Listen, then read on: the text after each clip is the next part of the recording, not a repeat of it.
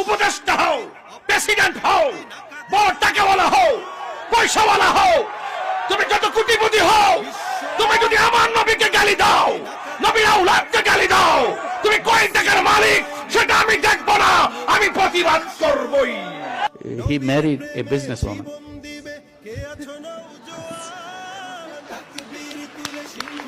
No, not only he married a businesswoman, first he worked under her.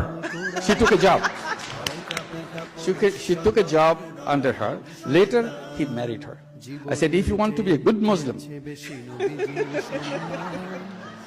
আমাকে গালি দাও, আমি মেনে নিব, কিন্তু আমার নবীকে উপহাস করবা, কটূক্তি করবা, আমি মুনাফিক না যে আমি দুশমনের রাসূলকে বুকে মিলাবো।